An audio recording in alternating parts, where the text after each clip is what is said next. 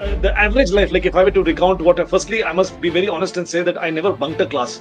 Top 500 on the merit list are called for the interview. There's an interview at Pune, and that interview also, they basically are not going to ask you anything about your subjects. It's about what you are as a person. Coming to the question regarding like what is the when we graduate from the FMC, what is the initial rank and the initial pay scale? So you start as a captain, you serve a few years. These are fixed, defined years. You serve for a few years as a captain. Thereafter, you become a major, and it's an automatic time scale promotion. Thereafter, you become a lieutenant colonel at 11 years of service. Before we go to the interview, especially for the defense interview, which is the attitude of the doctors or anything that you would like to tell? So definitely, I would say that for at least a week to 10 days before your interview, try to read the newspaper, any newspaper. Try to read it daily so that you will be up to date on whatever is happening around you.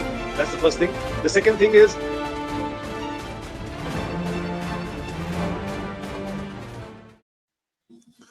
welcome to our podcast, A Doctor's Journey in the Armed Forces. Everything you need to know about the Armed Forces medical doctors. Hi, this is Dr. Aviraj, founder and head of Postgraduate Medical Essentials. Today, we are honored to have two distinguished retired Army medical doctors, Colonel MP Cariyappa and Lieutenant Colonel Laxmikant Chaudhary. We will explore their careers and experience of working in the armed forces. Let us begin our session.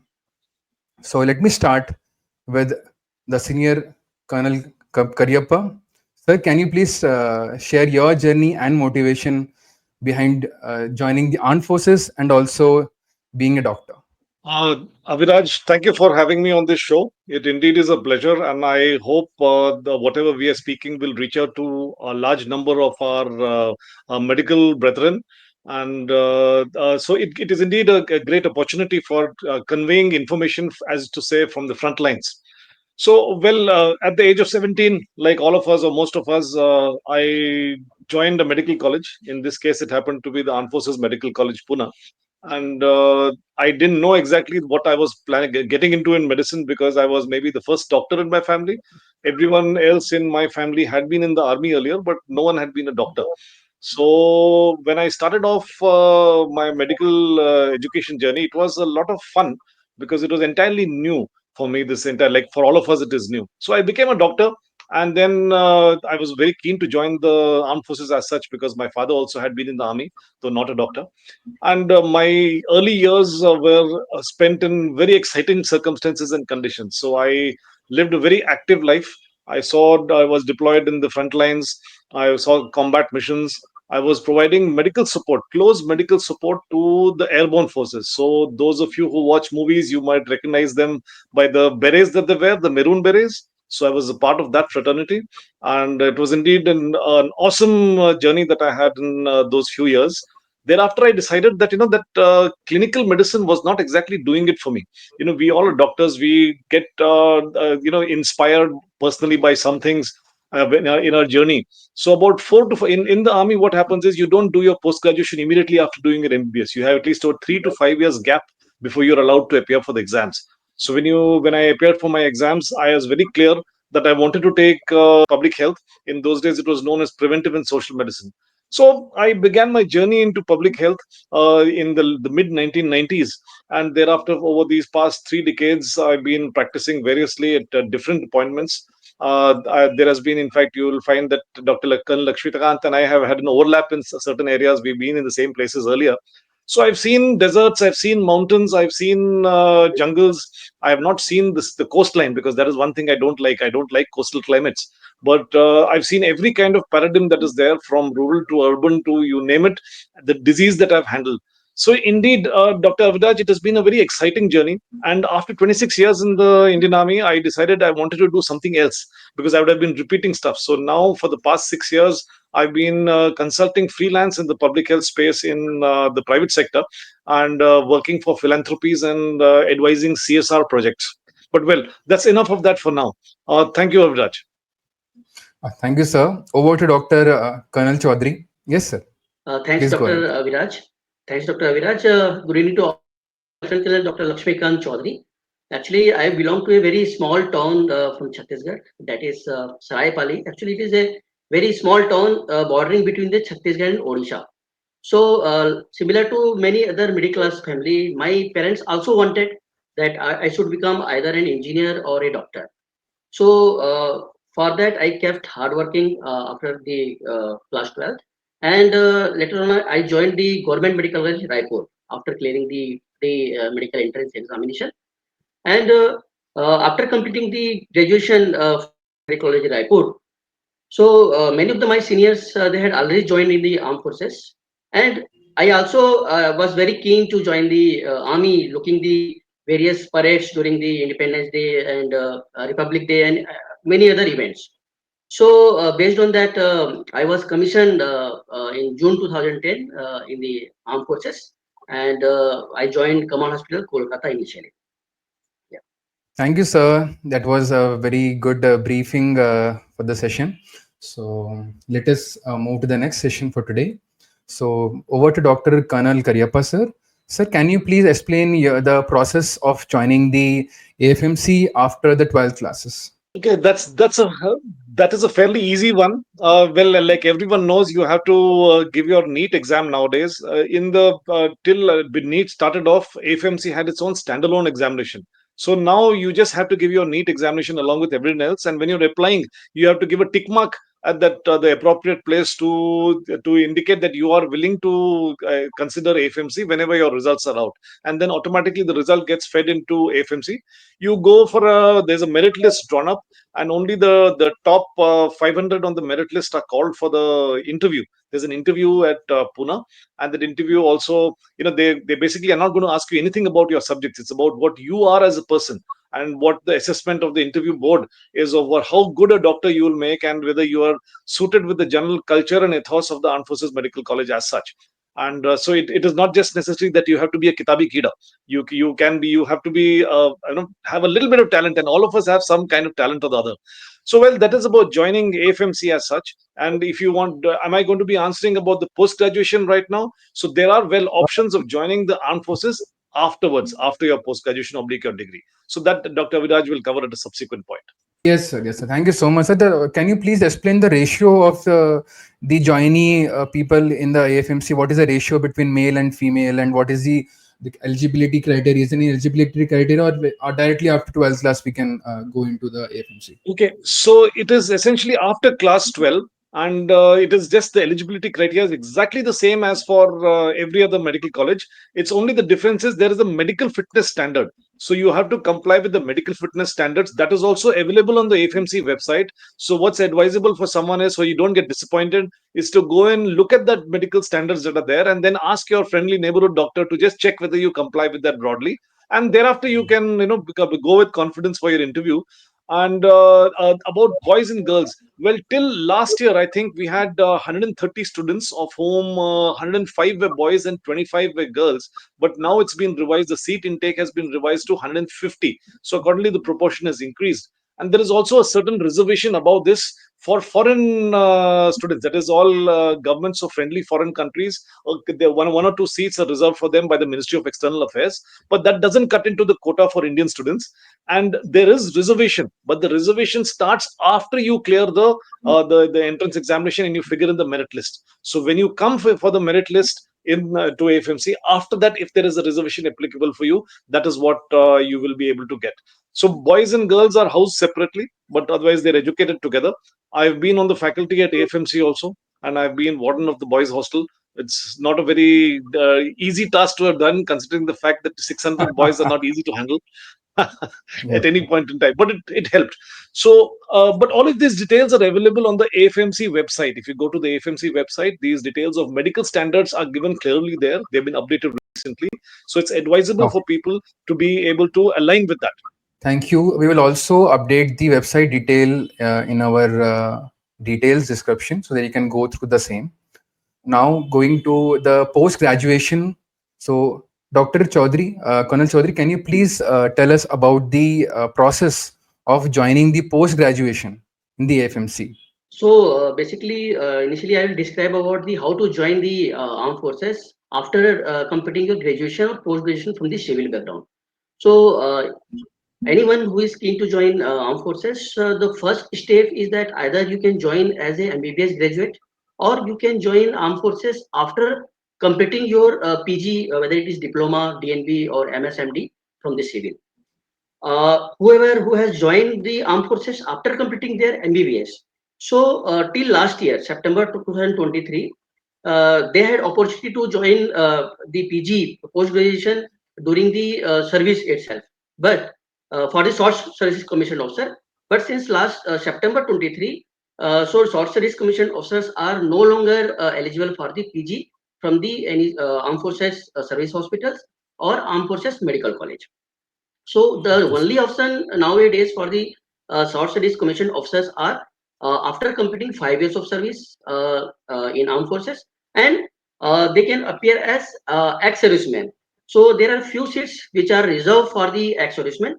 So these are the seats which through which this person can join the post graduate. Okay, sir. So directly they can also join, sir, AFMC MD courses. Yes, Like we yes, have, correct, correct. like what was, like if some civilian person who has not served in the armed forces, right? So he wants to do the MD in AFMC. So what is the process for those people? So like directly they want to join the MD Yes, or yes, MS courses. What is the process for that? yes. Colonel Kariyappa, yes, sir. Okay, so I'm just going to chip in here what Colonel Laxmikant mentioned about the discontinuation for short service. Well, as is in any government policy, so I've just got latest news that they're revising that policy. So they're eventually planning to bring it back again because it will be a good Oh, sir. incentive for short service officers to serve the full duration of 14 years. So that maybe by the next year or so, they plan to reintroduce that post graduation examination. And that means they can do a post graduation while they're in military service of short service. Now, the Okay, sir. question that you were asking about was for joining for masters or degrees in the armed forces. Well, there is a category 6 or 7 seats are available after all the armed forces and the paramilitary forces are accommodated. If there are any surplus seats that are available across the armed forces, when I say across the armed forces, it includes our hospitals at Bangalore, at Bombay, at Calcutta, at Delhi. Those seats are also opened up to category 7, where civilian candidates who have cleared NEET PG with above 50%, if they figure in a merit list on application, they can apply for those seats that are left over. But it is whatever is left over after the requirements of the armed forces and the paramilitary forces are met. So that will be through the NEET, sir. NEET PG. Okay, sir. Okay. So after like appearing for the NEET PG based on their merit score, they can Yes. enter the FMC through for the MD and MS courses, right, sir? Yes. Not only FMC, all those other hospitals that we have, they've got wherever master's programs are run, because we've got master's programs about 5 centers other than Okay. AFMC. So could you please name other centers apart from AFMC, sir, which are offering the post So graduation courses? Calcutta, Command Hospital Calcutta, Command Hospital Bangalore, Command Hospital Lucknow, Naval Hospital Ashwini Bombay. Then we've got Okay. Army Hospital Delhi. These offhand are the, I mean, I can just list. These are the ones that are the ones where, and Command Hospital Pune. No, actually, Command Okay. Hospital Pune is Yeah. affiliated to AFMC, so it doesn't run its own post graduation. Okay. And So these ones Command are Hospital listed. Lucknow as well, sir. Yeah. Yeah, Okay. Lucknow. So Command Hospital Lucknow is there. Lucknow. So these Okay. are again, there is a website for it, a Oh, DGFMS website for it. You can Google it on the DGFMS website. It is there. These are around the same NEET PG times. They advertise these vacancies also, and you come into the different categories merit list. As Colonel Lakshmikant brought out, those who are short service after 5 years, they come into category 3 or 4. So even they have a quota that is available to them when they leave service. So they apply for that. sir, thank you so much. Just for the people who are appearing for the MD and MS courses, sir, we wanted to have an additional information. So if you could rate, like superficially, the colleges, teaching colleges that you have named. So how would you name the top 3 or top 5 colleges in the for the teaching hospitals apart from Okay. AFMC? That is a toughie, I know. So it is a real tough question to answer. The reason Yes. because my friends are currently leading these hospitals and they're going to be very unhappy if I rank them. But I will just say that our teaching faculty rotates among these 5 major hospitals. So the clinical Yes, sir. subjects are they definitely get a lot of exposure and workload. But it's only a medical college that can have a true academic atmosphere. That's my personal perception. So I mean, I'm just leaving it there. A clinical hospital which is doing a full-time clinical work, they do not have that much of an academic leaning as such. That's my personal viewpoint to say. So if I were to recommend to some young colleague, I would say that definitely choose to go to AFMC to do your masters. But I mean, there is also to be weighed out that that clinical workload is more in the peripheral hospitals than it possibly is here. Okay, sir. Thank you, sir. Colonel Kariyappa, So you had mentioned that you have done your MBBS from AFMC. So how was the experience of working in the armed forces after completing your AFMC? How was the experience of studying in the AFMC MBBS, and how did it shape your life career from being a civilian to armed person? Like, could you just explain as a doctor also, and also as a fitness and training session for a army officer, both ways? Okay, so that's a very easy one to answer actually. AFMC is a medical college, just like any other medical college in in India. There is no separate military training that is provided to the students who graduate from AFMC. That is taken care of in the last month after you pass out, while you're waiting for your results to come out. In that period, there is a little bit of parade and all that is done, and that's all. But otherwise, the armed forces trains you as a military officer after you finish your MBBS. When you join, thereafter, you're sent for a 3 month course called Medical Officers Basic Course to Lucknow at the Officers Training School. There, you are trained for all military duties as such. So, just to reassure everyone, undergraduate medical education is purely like any other medical college in the civilian sector. Nothing different other than the fact that we wear a uniform, and a certain amount of discipline is imposed on us. Like, they will, you're not allowed to do certain things, and there'll be girls have a lot of I mean, some restrictions are there, nothing much. But there is a, if I were to rate my personal experience, having been a student there, having done my masters from there, and been on the faculty, I would say that indeed it has been a wonderful journey. And a few of my students used to ask me when I was leaving the military service prematurely. They were asking me, if I were to live my life again, what would I do? So I told them I would live it exactly the same way. Join the same college, join the army, and then leave after 26 years, so that I could see different parts of life. So I would repeat my life. It was a great journey. Academically, it was a wonderful institution. The teachers are indeed the best, and they're dedicated, they're committed. I mean, not just because I've been on the faculty, but even by reminiscing from the past. And there is a system, because here, uh, in the armed forces, everything is run. If it is to be done, it will be done. If there is the syllabus, it will be taught. If there is a class to be held, it will be held. There is no ambivalence about that. And along with that, the plus side is a cosmopolitan setting. You are saying in a city like Pune, you've got your batchmates and your undergraduate students are all from different parts of the country, from different strata. There may be someone from Manipur, there'll be someone from Kashmir, someone from Kanyakumari, all staying together for 5 years. So it's a melting pot of cultures, it's a melting pot of ideas. So it indeed is a wonderful experience for any undergraduate student, whether it was 30 years back or it's today. So definitely for those who know anyone who's studying for the NEET exam, I strongly recommend you must give AFMC a shot, just for the quality of education that you will get. Reputationally also, it is as per whatever rankings. I mean, you should just disregard those, because those rankings have got other issues in them also. But it is a wonderful education that you get, and you come out, you join as a young person, but you leave as a responsible doctor. That's the kind of thing that I would say. You understand your responsibility when you leave that place. So that's what I'd like to tell you, Dr. Viraj, and your listeners.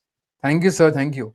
Sir, can you just give us a simple 1 day tour of what happens from like waking up in the college to the end of the day on an FMC? Like for an average day, what happens? Like just for other viewers. Okay, so this is a very difficult thing to do, because as everyone is aware, everyone has their different patterns to do stuff. But the average life, like if I were to recount firstly, I must be very honest and say that I never bunked a class, because I enjoyed going to class. So I mean, don't blacklist me, but I enjoyed going to classes when I was an undergraduate student. So my day would typically start at 6 o'clock, because I would like to get up and go for a run in the morning. It is optional. There is nothing compulsory. Physical fitness is not compulsory. It's optional. I mean, you get up. I used to go on my own, go for a run, come back. Now there are a lot of students who go cycling. So they go cycling in the morning, they come back, you have your breakfast by around 7:30, and 8 o'clock the first classes start, and they start on time. Late, I mean, you're not, if you are late, well, there is a teachers take action of different kinds for you. So from 8 to 10, we have theory classes. From 10 to 10:30, there's a general break where you go and catch refreshments, or you go and drink a cup of tea or coffee or whatever the cafeteria. And by 10:30 or 10:45, you have to reach your clinics. Clinics are in a hospital which is located about 1.5, 2 kilometers away actually. So either you cycle down or you catch the college bus to go there. and you have clinics from 10:45 till 12:45. Yeah, so 2 hours of clinics, and thereafter you have a lunch break till 2 o'clock. Go back to your hostel and have lunch there. Now there's a central cafeteria. I mean, a central mess now where all the boys and girls eat together. So you have lunch. Thereafter, 2 to 4 are either theory classes or tutorials or group discussions or small group activities are there from 2 to 4, 2 to 4, 4:15. Then you're free, and a lot of students play games. So we've got sports field, we've got athletic track, so football, basketball, hockey, volleyball, you name it. But most students prefer to play video games nowadays. I've seen, when I was in the faculty, they're all the time be on their video games on their phones playing games. And there's a huge gaming subculture also I found, playing these online games that are there. So you play games in the evening. Again, it's not compulsory. It's your choice. It's only in first term, just to give them some discipline. The first term means the first 3 months when they join, we try to follow a routine for them so that they understand that this is what you do. But thereafter, they're left free. And night dinner is there from 7 to 9. You have your dinner whenever you want. Then you study, sleep, do what you want, because ultimately no one's checking you. It's only the results each term which you have an exam. The results tell, and if your attendance, you don't come for class, you are asked by the next morning. You'll be asked, why, where were you, why are you here, and why didn't you go for the class? Those questions are asked. So that broadly is what is happening and was happening 30 years back, no, actually 35 years back when I was in medical college, and what's happening now. When I left AFMC, I left AFMC in 2017. So I left AFMC just 1 year before Dr. Laxmikant joined for his master's degree. So it's broadly the same, and nothing much has changed. And that's the way life is. Maybe now young people need to sleep more because they are watching too much of TV at night, Netflix and all that. So, but still, they have to attend class. Yes, sir. Thank you, sir. So Thank that is you. one thing. So, sir, after passing out from the AFMC, from the MBBS, so how many proportion of students go into the short service commission, and how many proportion go into the permanent commission after MBBS? Okay, so Dr. Aviraj, what I'd like to inform here is that every batch that passes out, let us say hypothetically 130 to 150, there might be just a few failures who have got some, some issues. They might have failed, because nowadays it's very difficult for an undergraduate student to fail in MBBS, especially. The examination pattern is such that you can almost not fail. So there are about 10 to 30 students every year who decide to pay the bond money and leave and prepare for USMLE or PLAB and or whatever is applicable for the UK. So there are about nearly between 10 to 30. They pay a bond money. It used to be 30 lakhs. Now it's, I think, gone up to 50 to 60 lakhs. And that much you pay, and then you are freed of the obligation of joining the armed forces. If you don't pay and you choose to join, then there is an option for you. You can choose permanent commission, or you can choose short service commission. It is not the entire. You can take permanent commission if you want. So what the trend has been is that nearly about 40 to 50% choose permanent commission, and 40 to 50% again choose short service commission. That means they serve for 7 years, not for 5 years, but for 7 years, and leave thereafter and figure out what they want to do. Which, in my understanding, I think it's a good idea for young people to be able to have the flexibility to be able to decide after 7 years, rather than get stuck in a groove which they might not like, because that is a very important thing. The armed forces is a disciplined organization. The armed forces may not be for everyone. I mean, Dr. Colonel Yes. Lakshmikant, I will understand what I'm talking about. Uh, there are some people who Yes, are yes. very unhappy throughout their service, because they Yes. joined by mistake, and once you join, you cannot leave. It's very difficult to leave as such. So that's the general proportion. So the majority of intake into the armed forces as doctors doesn't come from AFMC. AFMC supplies just about maybe 10 to 15% of the requirement of medical officers for the army or the navy or the air force. The rest all comes from direct recruitment from the pool of civilian graduates. So nearly about the 85% is catered for from civilian medical graduates. Thank you, sir. Sir, coming to the question regarding like what is the when we graduate from the FMC, what is the initial rank, and the initial pay scale that doctors are offered after MBBS? I'm going to ask Colonel Lakshmikant to tell us the rank structure and the pay, because he's more recent. I mean, I am a little bit distanced Okay. from the rank of how much pay a youngster would join today. So Colonel Lakshmikant might be better placed to tell us the rank Yeah. structure and the pay being drawn. Okay. Approximate. Colonel Lakshmikant, you can just give approximate pay.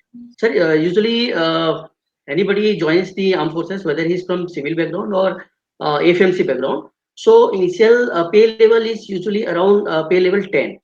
Okay, and the anybody who has completed his graduation from the AFMC, so he gets the rank of the lieutenant, and anybody who joins the armed forces from the civil background, so initial rank is captain.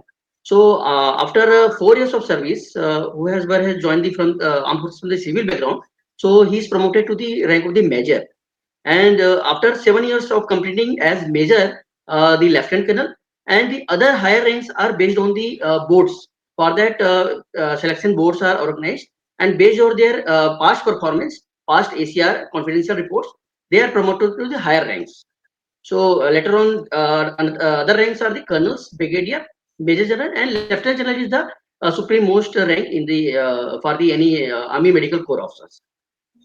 So, sir, without the interview, sir, if we exclude the interview part, so up to what rank can a doctor be promoted based on the years of experience that he works in the forces? So I'll take that, Col Laxmikant.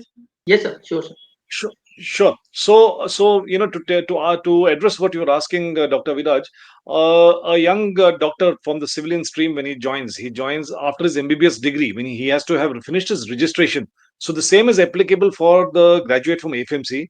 Once he gets his registration done with the medical council, thereafter he's eligible to become a captain. And so his actual military career starts from that time, because he's now ready to be to serve the army in whatever way that the organization deems fit. So you start as a captain, you serve a few years. These are fixed, defined years. You serve for a few years as a captain. Thereafter, you become a major, and it's an automatic time scale promotion. Thereafter, you become a lieutenant colonel at 11 years of service. So after 11 years as a doctor in the army, you become a lieutenant colonel.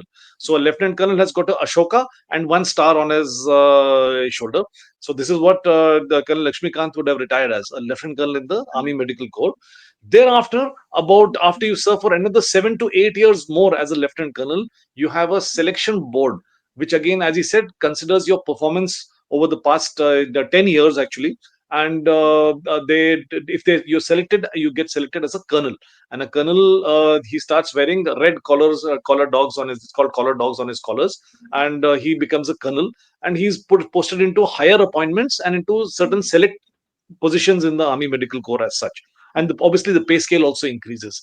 And thereafter, a colonel, after having served for 7 to 8 years as a colonel, he is considered for the rank of a brigadier. There's another selection board that happens, and in that selection board, this thing, if he's approved, he then picks up the rank of a brigadier, and thereafter the pay remains the same as a colonel till a general. The pay is the same. There's no change in pay, because it is the maximum of the pay scale that you would have reached. And thereafter, after having served for 5 years as a brigadier, you are considered for the rank of a major general. And a major general's retirement age is 60. So usually for most people, it's always touch and go. If you reach the rank of a brigadier and you are approved for major general, you have to have at least 1 to 2 years before you retire as a major general.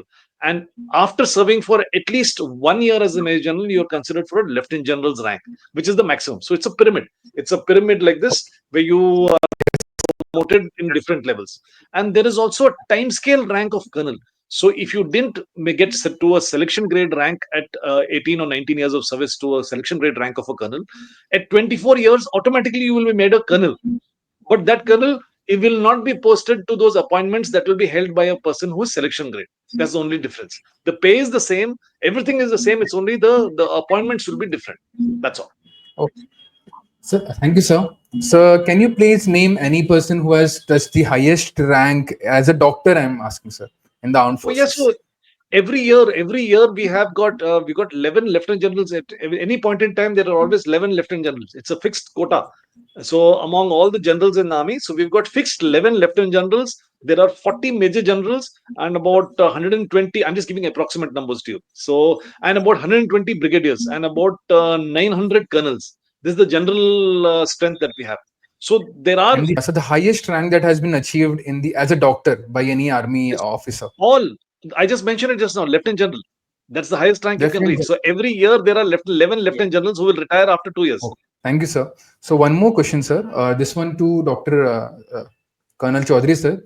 Sir, after suppose we have done the MD from a state college, and then we have entered the defense forces. Not, I'm not asking about the MBBS. I'm asking about, sir, after doing MD from a state college. So will he be given a, added benefit in terms of rank because he has already done his post graduation from outside? What is the? Can you clarify about that, sir? Yes. Anybody who joins from the civil background, like completing MDMS or DNB, so he will be given the anti-debt seniority. So as he has done his 3 years of post-graduation from the civil, so he got the added benefit of 3 years. Like anybody who has not done his PG, so he will become major rank. He will achieve the major rank after 4 years as a captain. However, whoever has joined after completing his post-graduation, so for that, 3 years of anti-debt seniority is there. It means he will become a major after completing 1 year of service as a captain. So this is the benefit for the Okay, sir. Okay. And sir, regarding the postings that are offered to because suppose, like, sir, taking your example that you had completed your MBBS from Jalan Medical College and then you joined the Defense Forces. So, sir, number one question is, how was your transition from civil life to the Defense Forces? And how did you, was there any training offered to you? How did you first of all apply for the Defense Forces, sir? How, what is the process of yes. applying, for a person who has done MBBS from a state college and then came here? Yes, sir. Yes. So you got to know from the either advertisements in the print media or through the websites that few vacancies has come out for the armed forces. So based on that, you apply for that. Few of the candidates are selected for the interview, and usually the interview takes place at Army Hospital R&R, that is in New Delhi. So there are around 10 to 12 experts from the various fields, including psychologists. You have to appear in front of that interview board, and if you are selected in that interview board, then you have to appear for the medical examination. And this medical examination is very comprehensive medical examination. So based on that, you will be offered to join any service hospital. That service hospital is based on your choice. Initially, they ask for your choice. Three choices are asked, and based on the vacancies available in these service hospitals, you joined as a captain. Okay, so Okay. actually, there is nobody in my family from the army background. So initially, it was very challenging from the civil background to army background. But basically, we came to know in contact with the very senior officers who teaches you consistently about the army field, army background, army culture. So initially, this such kind of training helps you to serve in such kind of challenging environment. Later on, as sir mentioned, that after a few months of service or few years of service, like 1 year or 1.5 year service, you go through the medical officer basic course. That is 9 weeks of comprehensive training in which you will be given academic training also, administrative training also, and also how to deal in situation of operational requirements. So such trainings are given during the initial part of the your service. So, just to ask, because many MBBS graduates are there, and after working for 5 years in the state colleges, their fitness level, decreases. So, just tell us the viewers how the fitness test and what is the interview process. Like, is it very tough interview process, or how to handle the fitness test in the interview? Because over the period of 5 years, their fitness level tend to become very inactive. No, Yes, sir. Yes. I'll tell you why, Col Laxmikant. I will take this because I've just conferred with my friends who have been there in the current system right now, and they've told me what is Correct. today's pattern. Whereas you'll be talking about from 14 years back when you were there. So maybe to just give you Correct. updated information, now the current practice is that whenever the advertisement comes out in the papers and on social media for the interviews, the firstly the eligibility is that to apply for the interview you have to have cleared your NEET PG exam. So you give your NEET PG exam, and then on the marks of that basis, they draw a merit list. It's a kind of way of filtering the candidates out, so the academic part is not having to be stressed upon. So thereafter, when you're called for the interview is basically, it's not about your medical knowledge. The interview is about assessing your personality. It's about finding out how would you react to situations. So they might ask you very simple things like, if there's a an outbreak of food poisoning in a township where you are, what would you do? They will ask you certain, certain practical questions. They will ask you again, just to gauge your this thing ability to handle situations like that. And because that is the reason why they are looking at NEET PG as a screening tool that takes care of your academic part. The second thing is what they want you to, when you're talking about fitness, there is no fitness test that is concerned. It is a medical fitness that is there. So those criteria are followed. They will do a whole body examination. They will do an ultrasound where required, an X-ray where required, and they will screen you for any medical conditions. Again, like I said, it's on the website. The entire manual is on the website that is accessible to everyone. You can verify for yourself what are your fitness standards. So Sir, that is the only. just sorry to interrupt you, sir.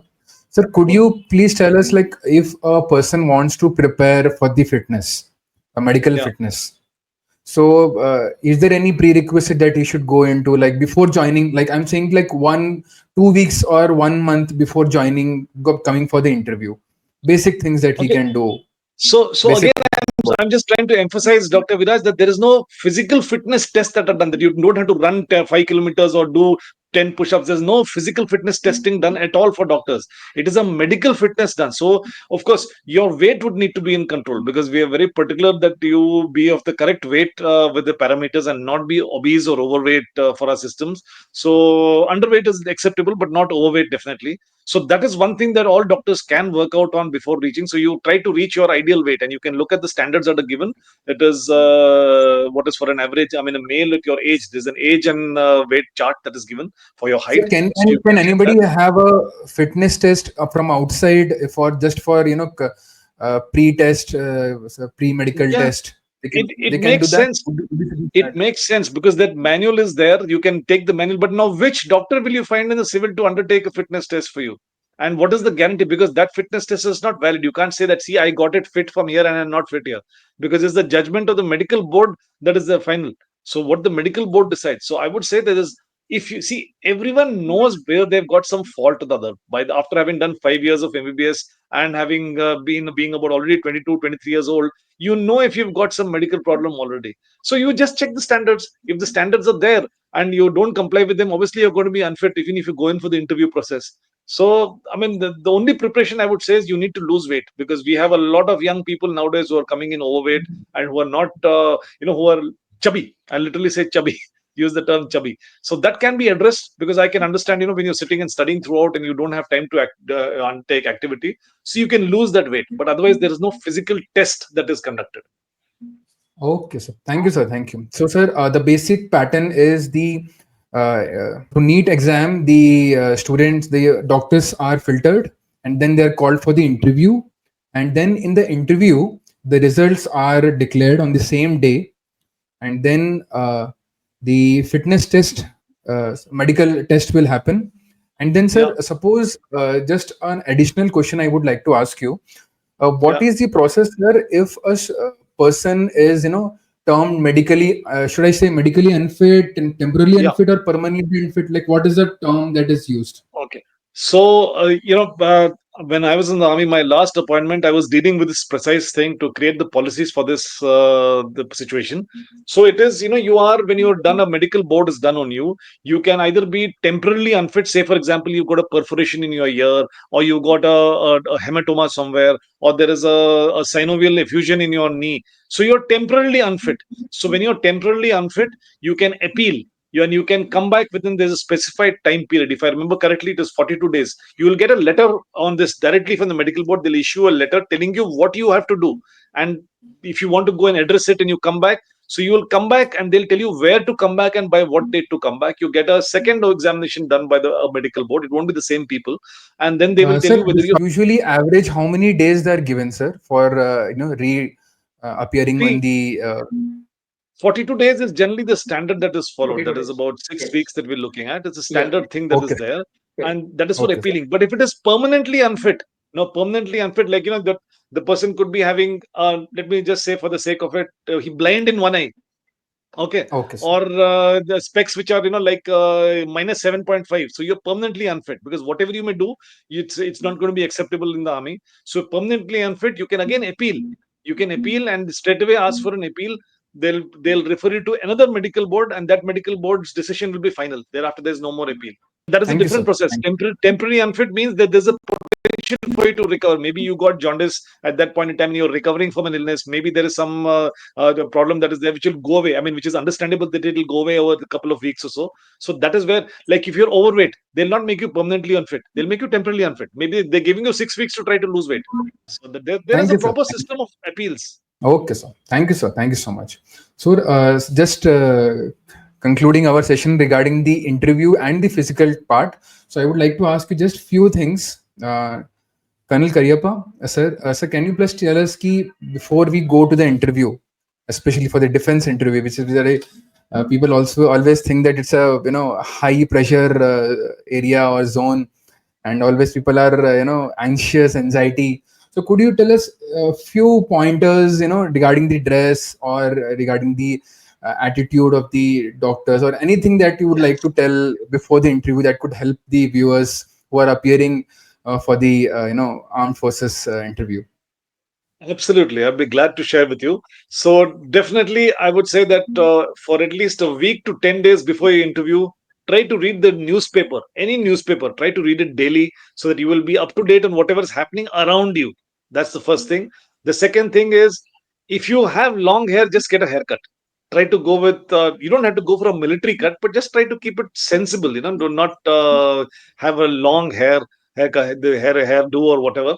And for the young women who are going to be going for interview, I mean, you just got to be properly groomed, and there is no requirement to be wearing Indian attire or traditional attire. You can wear what you want as long as it is respectful to any hierarchical organization. For men, definitely I would recommend wearing full sleeve shirts and trousers with leather shoes, and not going in sport shoes or shorts. And definitely don't go unshaven. It just speaks about you. I mean, would you like your doctor to come to a clinic, or where you are, and you are meeting a doctor, and the doctor is unshaven and unkempt? So it's the same way. Dress nicely. There's no need to wear a coat or a suit or a tie, even a tie. It's fine, but dress properly, and don't wear any t-shirts with slogans on it, or there's some jokes or something on it. So dress nicely, and like I say, it's always, you can't go wrong if you wear a full sleeve shirt in a solid color and a dark colored trousers with leather shoes. You can't go wrong. That's my point. And you don't have to wear a tie. I mean, I myself do not have stopped wearing ties for many years now. But I think that's all that you require, and you don't have to have a military crew cut. You can just have a normal, regular haircut and shave. Definitely shave, and read up on the newspaper before you go, and be confident. Be yourself, because that's what they're trying to do. The interview committee is trying to assess you for you. What are you as a person? That's it. So it is not about anything else. Thank you, sir. Thank you. So could you please share your thoughts on the tattooing also, and dyeing of the hair also? Okay. So now this is something. See, I am older generation compared to both of you now here, and we all have our different views. But from the Indian military perspective, the overt tattoos are not welcome. Overt tattoos means, like you had in, which was that Hangover. You had that tattoo here on the face, so that is Yes, sir. definitely Yes. not allowed. Yes, sir. But concealed tattoos, I mean, see, I had tried to take up this policy earlier, that way I said that no, that tattoos should not be frowned upon as such, but it's an organizational thing. They want it for discipline. Religious tattoos are permissible, but again, as long as it's not visible, overtly visible, that is the thing. So, and about dyeing of hair, again, it's your personal taste and preference. But when you are wearing a uniform and you are in a disciplined organization, you have to conform. You cannot dye your hair or have pink streaks or maybe even golden bleached heads. So for the men and the women out there, I would say, just go as you would expect a little bit of a conservative organization to be. So you don't have to go and change or shave off your head or anything. And again, talking about beards, well, there are organizations within the armed forces which have beards and which have long hair and all that stuff, but they are special forces operations which you go for, and you got operatives who go on covert missions and in combat zones. There definitely we have there is no shaving, and there is no haircuts, and there is no dress code as such, because you're in an operational, highly combat oriented unit, which is very different from I mean, my father was a regular army officer, And he used to always be very concerned when I didn't shave or I had long hair and I would wear CVs, because he said, "What kind of an officer are you?" I said, "No, this is part of the job requirement, because that's when you're operating in, say, different zones. You have to blend in with the population. But for the interview, try to be as sober as possible, as I put it. You want to stand out for your personality and not for your 20 earrings or your nose piercings or whatever. Those are all not visibly good, because you are in an organization where everyone is looking up to you for leadership. You are joining as not just a doctor, but as an officer also. And even as a for patients, you have to inspire confidence in them. So that is, you should always dress for that. So that's what I always advise young people. Just dress as you would like to be addressed by someone else who you go to, whom you want to trust. That's the point. Thank you, sir. That was very insightful. So let us go to the next session of our session. Let us talk about, sir, over to Dr. Chaudhary, sir. So could you please tell us about what is short service commission, what is permanent commission for our viewers? These are very new terms for the viewers. So there are two kind of commissioning in the armed forces. First is short service and second is permanent commission. So short service commission is initially for 5 years, and based on your performance, it can increase for another 5 years. So 10 years. Again, based on your past performance, the maximum time you can be permitted as to serve as a short service commission officer is 14 years. However, for the permanent commission officer, you have to minimum serve 20 years in the armed forces, and based on your performance, as I mentioned, your annual collector report, you can reach up to the rank of the lieutenant general, as sir mentioned. But all depends upon your past performance, your medical fitness, your level of your body fitness. All depends upon this, and based on our character report. So for permanent commission officer, the highest rank is lieutenant general, as the sir mentioned. And for short service commission officer, it is maximum for 14 years. Thank you, sir. Sir, so what is the difference in the quality of life between short service and permanent commission during service and also post retirement? Actually, as per me, there is no difference in the life of short service commission officer and permanent commission officer. They go through the same military environment in which the other permanent commission officers are serving, performing their duties. So while during service, there is no difference between the short service commission officer and permanent commission officer. But commenting on the after retirement life, so short service commission officers are not eligible for the pension. However, the permanent commission officers are eligible for the pension. However, both the kind of officer, whether he is short service commission officer or permanent commission officer and retired, both will get the medical facilities through the ECHS, ex-servicemen contributory health scheme, which is provided for the comprehensive medical care. Second thing, few other facilities are there, like canteen facilities, where you can get the grocery, home items, and vehicles through the subsidized rate. So these are the few benefits you get after the retirement. Thank you, sir. Sir, going back to the next the parts that you have mentioned. So, as you have mentioned, sir, that you had completed your MD from AFMC. So, after completion of MD, sir, what kind of postings were offered to you based on your post graduation? Like you have mentioned that you have done MD from community medicine. So, was your posting oriented to the community medicine postings only, or was it like any posting, any MBBS postings? Like, what is the difference?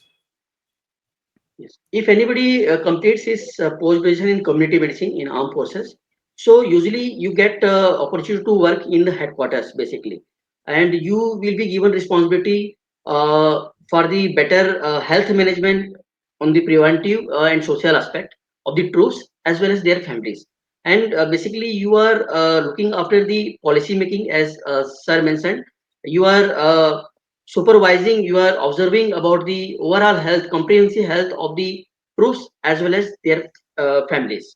And even after that, you would be more towards the health management kind of things. You are administrating the either field hospitals or any service hospitals. So basically, you have a very comprehensive role after completing your MD in community medicine, or you can get opportunity in any station as a station health officer.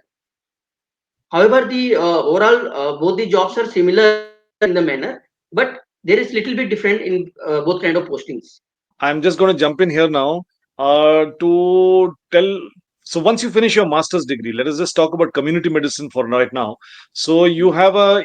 Firstly, there is no. You're not offered a choice. The headquarters, that is, they decide where they want to post based on the organizational requirement. There are essentially three kinds of appointments that you can perform. The first is a medical administrative. So you are in an administrative role at a headquarter level, where you are administering the public health policy and implementation of public health policies across a certain geographic region. It's a region, and you don't have any direct responsibility for it. The second is a executive implementation role, where you are the station health officer, and where you have an implementation role. You'll be implementing national health programs within a particular township or a city or a geographic area again. And the third is instructional tenure. So you could go as an instructor at either officers training college or come to Armed Forces Medical College as an instructor. And the fourth thing, which a lesser population goes there, is you go on a foreign mission. You go to on a United Nations peacekeeping mission, where you provide public health support and preventive medicine support to the United Nations troops that are deployed in Africa or in other parts of the world where there is deployment happening. And this is just for community medicine. For other specialties, depending on their specialty, they're only posted as per their specialty. If you're a surgeon, you'll be posted as a surgeon. There are medical doctors, MBBS doctors, it's called a GDM, or General Duty Medical Officer. So they are posted for the various non-specialty roles in across the army for frontline medical care. The General Duty Medical Officers are the ones who are posted there. Thank you, sir.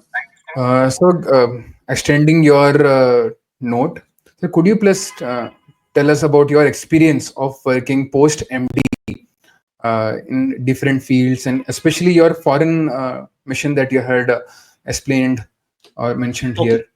So I've been very fortunate in my 2 decades plus of public health work in the armed forces to have a good exposure. So just think of a piece of paneer in a tandoor. So I got rotated in all different kinds of assignments, and I got exposure to all different kinds of public health work in the army as such. So I was the station health officer in a small township in Jharkhand, and I dealt with a lot of vector control operations, and a lot of foodborne disease outbreaks happened in those areas. And so I had gained a lot of experience in how to deal with malaria in a jungle area. So I was the station health officer there in a particular station. Thereafter, I went on an administrative appointment where Col Laxmikant also succeeded me after, of course, nearly 15, 20 years he came there. But the same thing in the mountains. So I dealt with high altitude illnesses. So I learned a lot about how to prevent high altitude illnesses. Thereafter, I went to again another station in a big city, and where I handled all the public health aspects and all the national health programs for that particular the military township that was there. Then I went on an advisorship from the government of India, sent me on deputation to a government in southern Africa. So I was an advisor to their military on public health matters. So after that, I there again basically I handled a lot of malaria, and I undertook training of military medical personnel on combat first aid, because of my earlier experience with specialized units. So I had a lot of exposure in combat first aid as such. So that was done there. Then I came back. I went to the deserts in Rajasthan. I was again in the administrative appointment and also an implementation appointment there. And I saw how to work on heat stress. So I worked on prevention of heat stress and waterborne diseases, and how to supply water better. In all my postings, all of us, including Col Laxmikant, have developed and implemented water quality assurance systems, food quality assurance systems, and the general. We don't do behavior change in the army as such, because we don't have that much of time to do it. We just do IEC activities undertaken. And after 3 years in Rajasthan, then I went to the Armed Forces Medical College as an associate professor in the same department where Col Laxmikant did his masters. I was there for 5 years. I handled various portfolios there, I chose to work in mass gathering medicine. So my area of interest has always been mass gathering medicine and health risk communication. So that's essentially what I do. And thereafter, I went to our headquarters in Delhi, and was working on medical policy and public health policy for the armed forces as such. And during which I worked on tobacco control policy for the armed forces, and how to deal with this, and also the medical standards we talked about. So I was I won't say I was instrumental, because we are all just all players in a bigger play. So I was the secretary of all of this thing, getting it all together and done by the various experts we had collected. So those medical standards are also part of what work I did. And thereafter, I left the army. So that's been a brief journey for you, Dr. Aviraj, and for your listeners. So Yes, there is a sir. Very lot of fascinating. opportunity. There's a lot of opportunity in the public health work in the armed forces for really enjoying yourself. And as long as you take it in the correct way and you're able to do, you can actually implement a lot of the theoretical stuff that we learn, but you have to adapt to the circumstances and situations. You can't just think कि मैंने बोल दिया तो होगा. It doesn't work that way. You have to adapt, Okay. and you have to adjust, and you have to customize things, so that ultimately every military commander's dream is to have a fit and ready for war army, and our job is to ensure that. Thank you, sir. Thank you, sir. Could you please tell us the difference between working in the different sectors of armed forces, like army, navy, air force? There are also para services. So could you please tell us difference, because if the doctor wants have to select between these three forces in the option of the interview, so could you please tell us like how which choices should he Okay, make as per his so simply it depends on the first choice I would say is, what color of uniform would you like to wear? That is the first thing that should you should be thinking about when you do, without even as a civilian coming into the army, you do not know anything about anything. So you first decide which color would you like. I mean, some people are enamored of the army, they would want to join the army. Some people like the white uniforms, they want to join the whites, fine. But the work wise, what's different is, in the navy they are on the coastlines all the time, they're on the coastal areas, and they have to go on board a ship. So if you are going to be seasick, it definitely not the place for you. You can also volunteer to go to the submarines, that is go underwater, and do stuff. It's all up to you.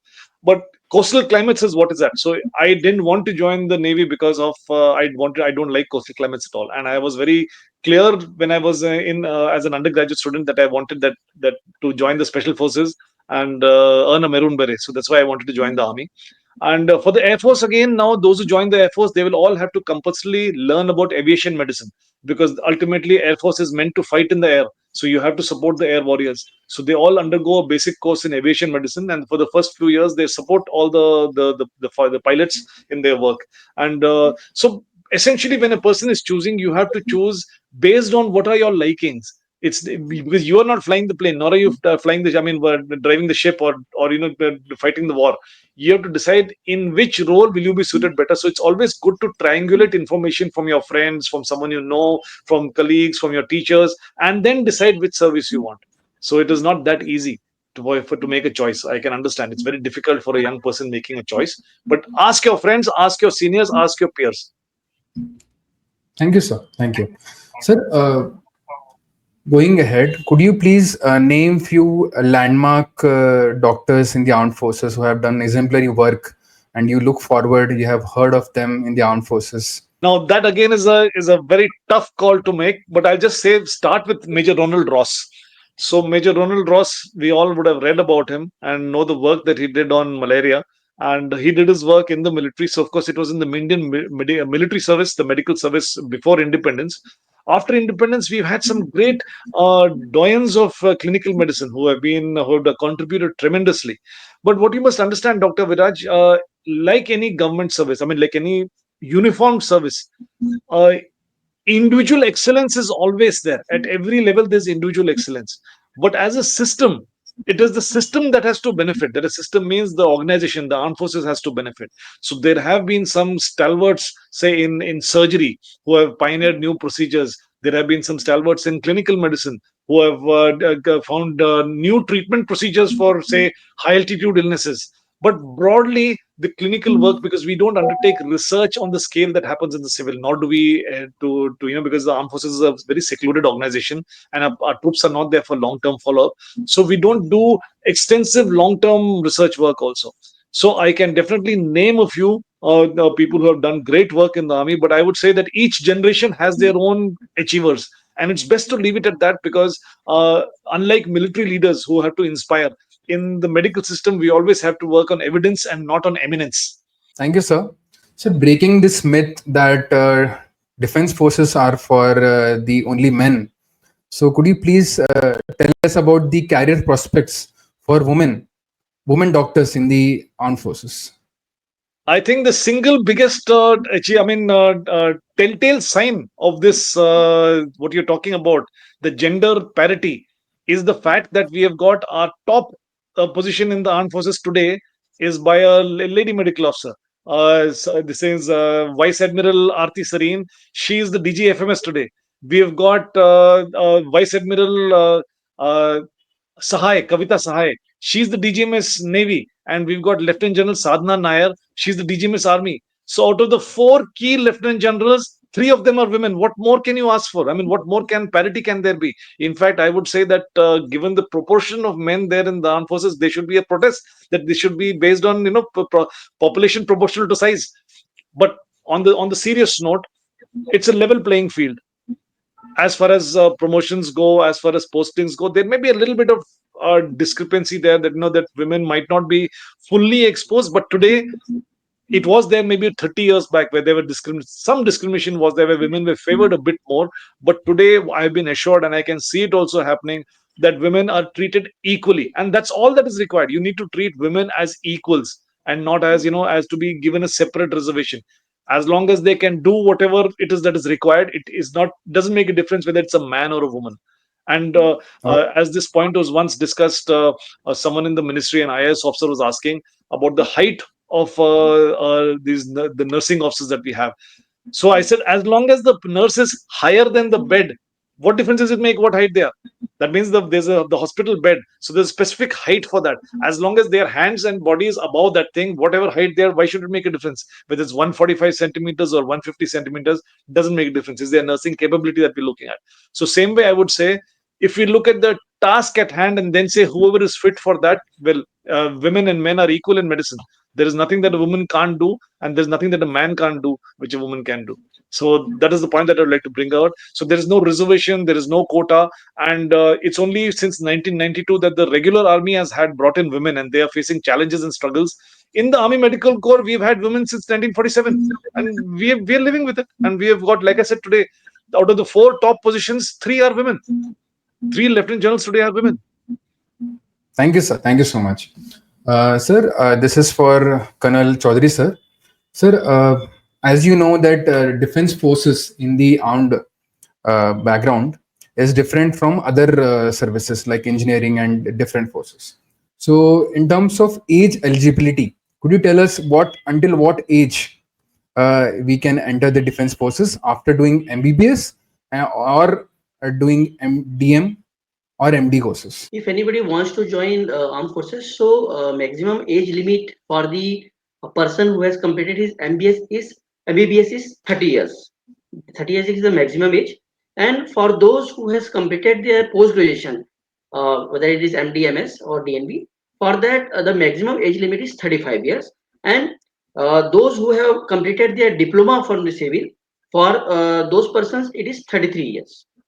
So Okay. this variation is based on their graduation or post graduation level. Okay, sir. Okay, okay. Thank you, sir. Thank you. So, sir, just extended question. Suppose like a person has done his MBBS from a state college, okay, and he wants to enter in the defense forces. What is the ideal age? And secondly, what is the maximum age that he should consider before joining in terms of pension schemes and other schemes that he can avail after retirement? In that perspective, I'm asking, sir. So I'll take that, Colonel Laxmikant. Yeah, Sir, thank you, sure. sir. And the only reason I'm taking it, Lakshmikant, is because I told you I just my colleagues are right now there in that position. He's DDG HR, so Correct, I sir. got that Correct, information sir. from him. So to start from here, Dr. Aviraj, the minimum age, a maximum age limit, what was be mentioned earlier, as per the latest records, is for short service commission up to the age of 45, you can join as a short service commission.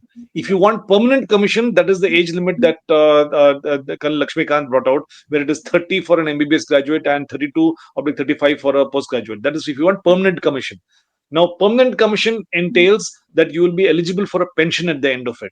So that means that if you want to be eligible for a pension, you should join before the age of 35.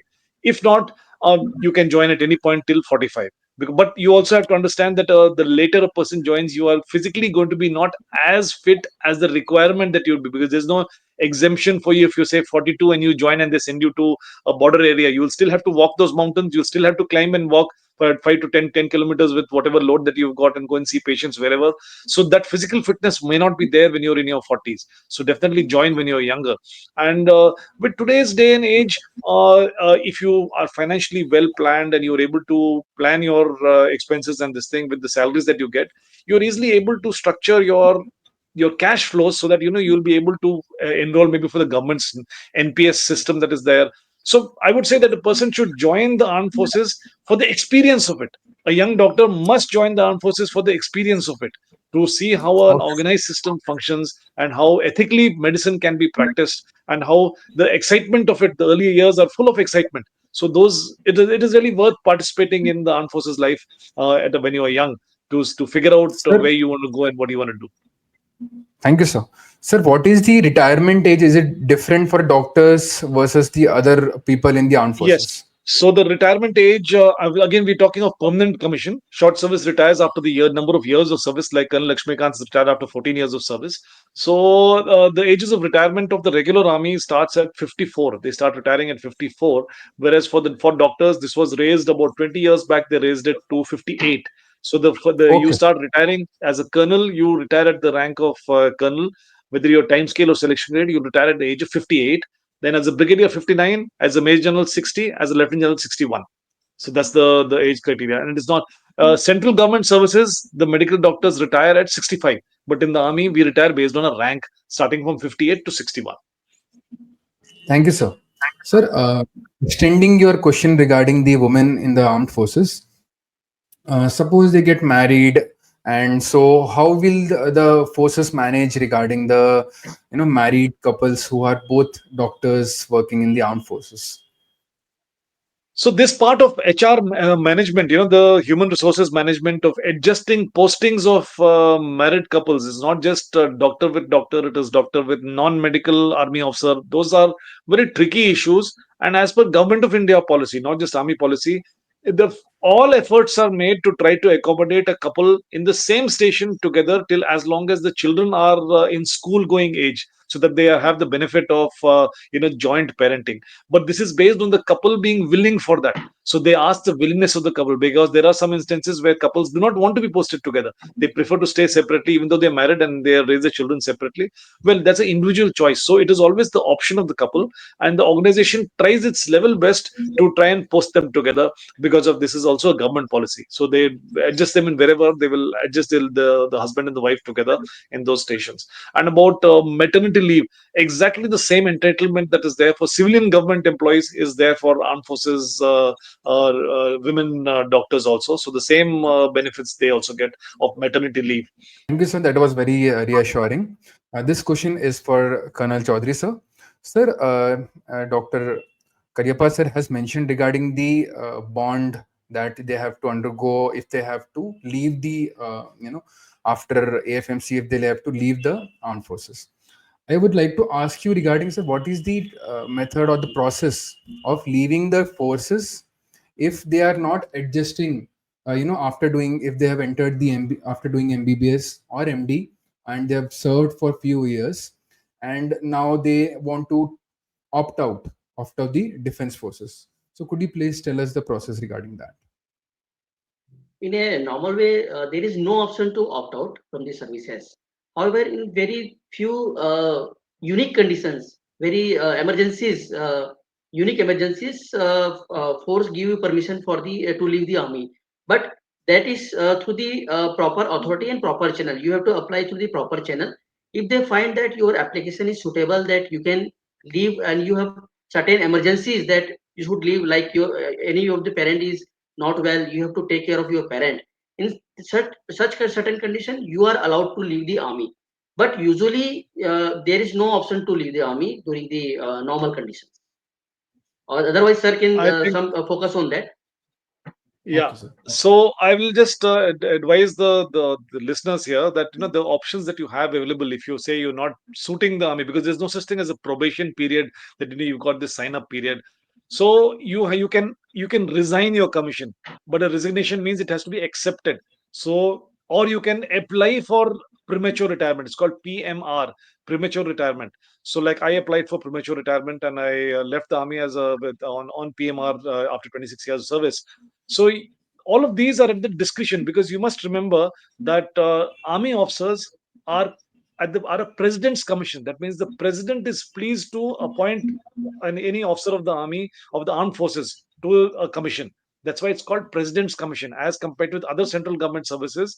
We are the only service which has been given a president's commission. So the president commissions us. So we serve technically at the pleasure of the president. So we have to get permission from the president to leave.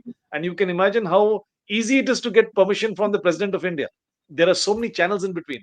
So you have to obviously apply through those channels and convince each level that yes, your case is genuine and you want to leave or whatever.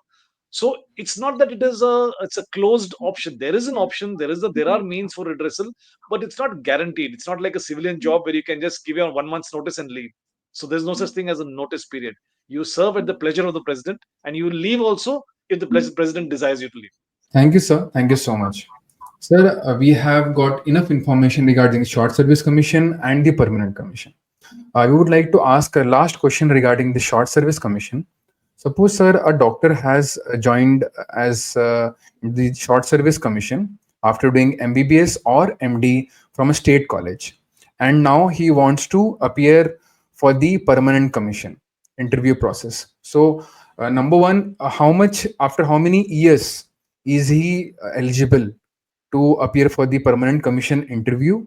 And what is the process of the interview? Is it like an exam, or is it just the interview process? And what is on what basis is he awarded the Okay. permanent commission? I get it. So the latest position is that every year there are 115 vacancies for permanent commission available for short service officers. So from the service range of 2.5 to 9 years of service, you are eligible to apply, but only three times. You can apply only thrice for to be considered. Your ACR, your annual confidential reports, are assessed to see your fitness for the army. They call you for an interview, and you are assessed again in that interview, and a merit list is made. And like I said, there are 115 vacancies. If you come in the merit list, you are offered the opportunity to take a permanent commission. So you're offered permanent commission because you have applied for it. So you're offered it, and you can take it or not take it. It's up to you. And so that's all that you have. You have only three attempts to make it. If you don't make it in those three attempts, you are not permitted to apply thereafter. Just want to add on that, Thank you. sir. Okay. Actually, only after 2 years of your service, you will be eligible to apply for the PC. Not before that. That is the first thing. Second thing, if you are applying for the PC after 2 years of service, so you should not cross your age of 30 years on that. So then only you are eligible for the permanent commission. If you have already Sir, attained the age of just 30 years with, yeah, sorry, sir. And if the person has done MD uh, also, like what would the age instead of 30? What would be the age limit if he has done MD? yes. As sir has earlier mentioned that if anybody has joined as graduate MBBS, so for him the maximum age limit is 30 years to apply for the PC. And if anybody has done his post graduation from the civil, so for him it is 35 years if he has joined as completing the MD or MS, or if he has joined as a diploma after completing the diploma, for him the maximum age limit is 32 years. So it is Thank you, sir. there is variation amount for the age. For the MBBS it is separate. For diploma it is different, and for the MDMS it is different. Thank you so much, sir. So, looking forward and to the next and the last section of our interview. So, sir, what was the career and prospects like after retirement? I will start with Colonel Cariyappa, sir. So when you say career prospects after retirement, it entirely depends on what your when you say retirement, let's just assume that it is regular retirement at 58. So depending on whether you are a specialist or a MBBS doctor, so it's up to you what you want to do. As a welfare measure, the armed forces offers resettlement programs. They allow you opportunities to go and do 6 month courses at the Indian Institute of Management at Lucknow, at Bombay, and other institutions, Ahmedabad also, where you can go and sign up at a subsidized cost. You can go and do a management degree in a specially created course, and that can give you job opportunities. But at the age of 58, when you're looking to leave, if you're a clinician, well, you'll try to find a clinical foothold wherever you want to settle down, go and search for opportunities, and in hospitals wherever you are. And you can join teaching colleges because you get teaching experience certificate is given to you as per recognition from the National Medical Council, that in various, when you've been posted in these various areas, it is considered that you have been teaching also, so you definitely do get teaching experience certificates. So you can also join a medical college faculty. In fact, a lot of medical colleges across India and a lot of the aims that have been set up newly, a lot of them have got armed forces retired faculty members there on their roles right now. So I would say that after retirement, the government does try to provide you opportunities in the terms of training. They will provide you training, they will provide you, but it's not in medical fields, it's in non-medical management field essentially. And they have got an army placement agency which tries to give you opportunities and offers, but that's mostly again in the management line and not in the medical line per se. And with so essentially what a medical person must do, like say Dr. Lakshmikant is now finished his short service and he's looking at diversifying and expanding his scope of what work he's doing. The world is his oyster. He has to figure out what he wants to do and go for it.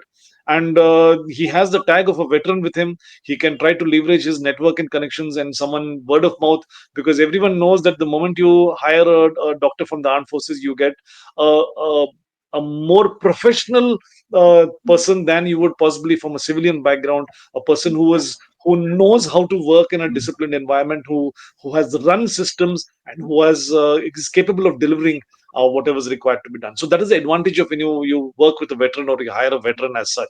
So I would say that it's ultimately left to everyone to figure out what they've got to do, and that's the way it is, because we're a large country. And but when you're leaving from short service, there's definitely lots more can be done.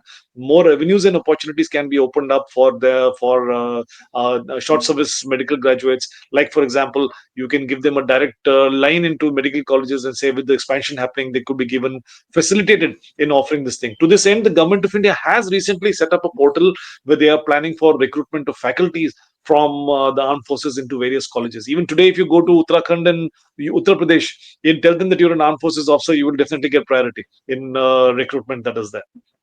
So Thank that's you, it, sir. Dr. Viraj. Thank you, sir. Sir, going into the personal life of the army doctor, sir, uh, we'll start with the Colonel Chaudhary, sir.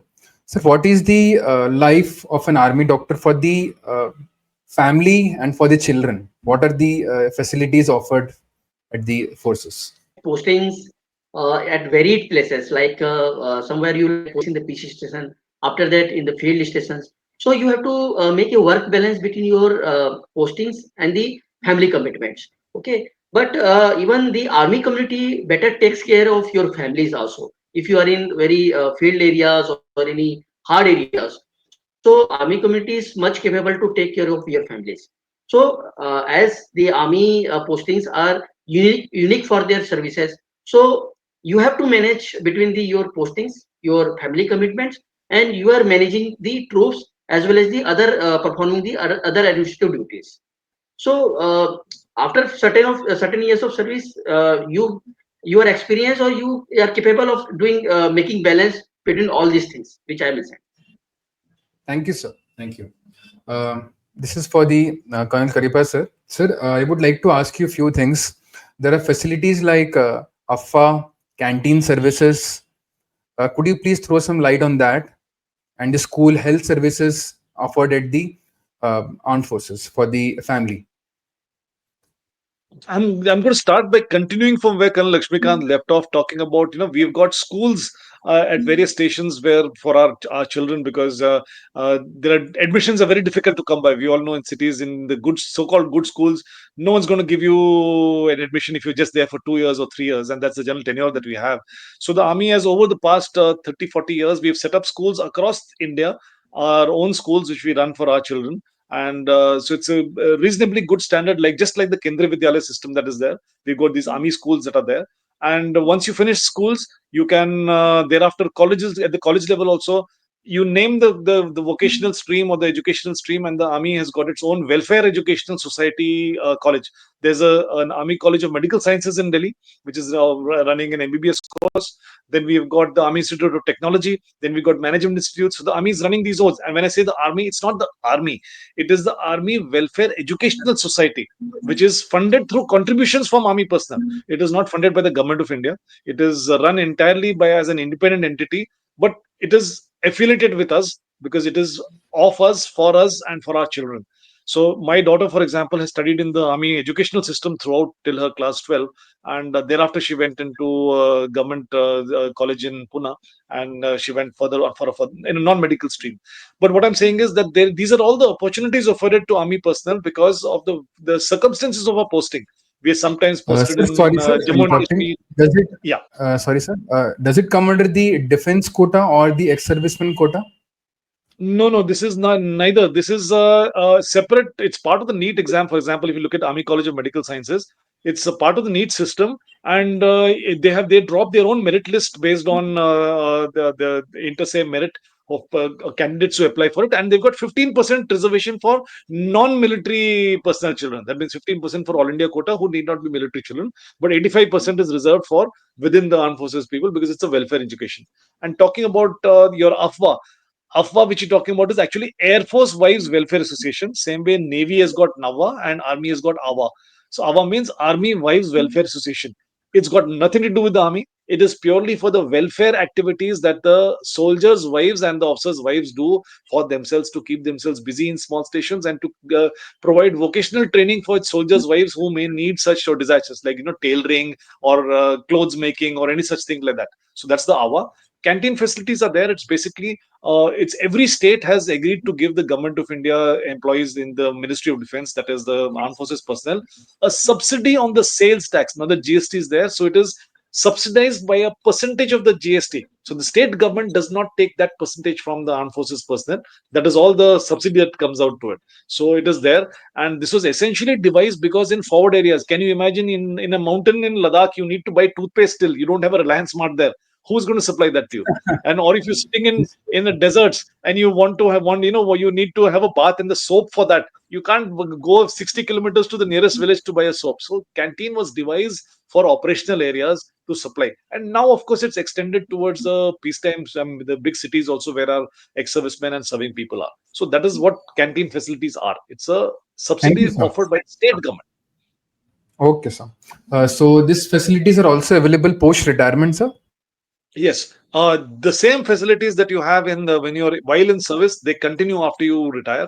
All the perks and privileges are continue the same. Of course, you get a pension instead of getting a salary. Thank you, sir. Thank you. Sir, let's talk more about the post-retirement benefit. Could you please throw some light about the ECHS scheme? Okay. The ECHS is a ex-serviceman's contributory health scheme. That means the government of India has set up this contributory health scheme where ex-servicemen make a contribution when they retire towards running this. It's like a group health scheme. So this has got a system of polyclinics, and it does referral. So it also, like the Ayushman Bharat scheme, it purchases medical treatment from hospitals that are empaneled by it and provides treatment. And OPD treatment is provided by the ECHS polyclinics. So that is a system. So we've got an OPD based consultation, and you can be referred to a private hospital, because what happens is the military hospitals may not be located or may not have the capacity to deal with the ex-servicemen. You must understand, if we've got a 1 million strong army, we've got a 35 million strong ex-servicemen pool. So the army is not geared up to take care of that large pool of ex-servicemen that are there. So that is why we've got the contributory health scheme. And to emphasize, it is subsidized by the government of India, but contributed to by ex-servicemen when they retire. Okay, sir. So, sir, suppose a retired doctor or his family want to take treatment from a ECHS paneled hospital. Like, what kind of paneled hospitals are there? Are there standard hospitals, or could you throw some light on that as well, sir? So every city or even every town in India has got a list of hospitals that are available on the ECHS website. Depending on the medical condition, in an emergency you can go to any empaneled or even a non-empaneled hospital. But in routine cases, you have to be referred from your local ECHS polyclinic to that particular place and obtain whatever treatment is required. There is no question on what if you other than cosmetic. It's only for Is medical there any treatment. So there's no price cosmetic slab procedure. or for that, sir? Is it No. because you are talking about private hospitals? I'm asking, sir. So if it is for empaneled hospitals, there is no, it is a capless and a limit. But if it is for non-empaneled hospitals, then the CGHS rates are applied. Okay, sir. Thank you, sir. Thank you. Yeah.